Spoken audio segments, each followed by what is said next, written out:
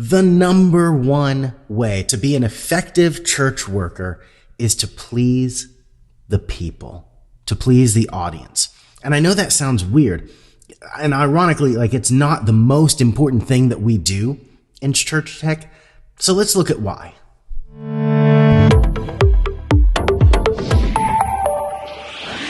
So, what is the most important thing that we do as church techs? In order of importance, we have three priorities working in the church world. Number one, we're here to please God. Number two, we're here to please and to honor our leadership. And number three, we're here to please the people. And I'm arguing that pleasing the people is the number one thing for us to do. It's just not the most important thing. So how do we please those three groups, those three categories? Pleasing God, I think, is done by worshiping.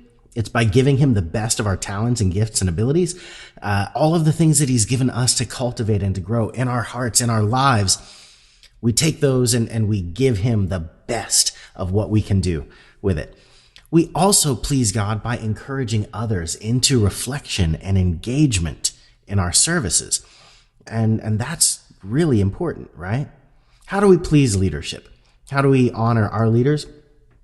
By doing what they say and by not causing distractions so that we can enable them to give their best to God and to the people, right?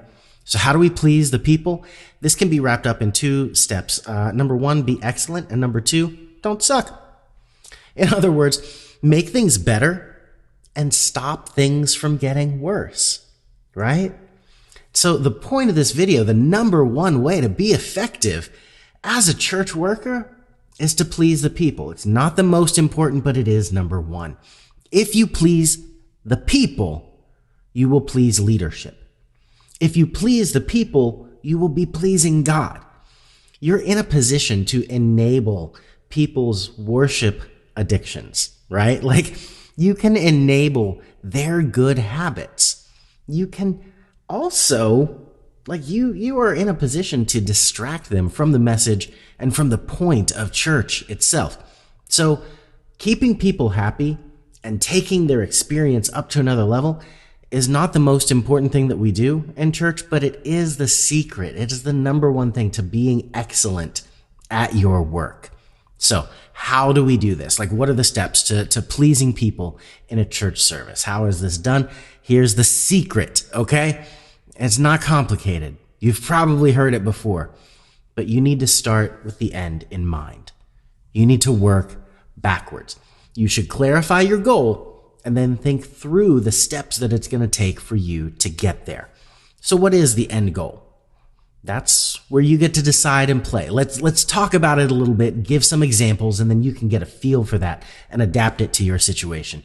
Let's look at worship. I'm a worship leader, and I head up the tech here at our church, but I'm big on worship. So let's talk about that for a second. During worship, in your services at your church, you want people to be excited and engaged in some parts and some songs. Maybe you want people to dwell and be introspective, right? So for a sound tech, to make things better and not make things terrible, you can EQ for resonance, you can kind of fill the room with the sound, emphasizing pads and get that kind of dwelling feeling, or emphasize guitars and drums, make the sound match the feel that you think the people want. What about for a lighting tech? Can colors reflect mood? Give some exciting red splashes, some nice white uplight flash, or maybe calm, cool blues. Reflect the mood. How about for a video tech? Always, keeping the lyrics ahead a little bit, never trailing too far behind. Using transitions that aren't distracting, but are enhancing things. Here's a tip. I put a custom transition on all of our blank slides that fade for 2 seconds. Instead of when we're going between lyrics, I do a quicker, a half-second transition. So every time there's a musical interlude, especially right after a chorus, that line fades out, but it lingers for just a little bit. It gives people a chance to dwell on that line. All This Future by Hillsong United. We get to the end of the chorus and it has that, don't let the fire go out. Don't let the fire go out.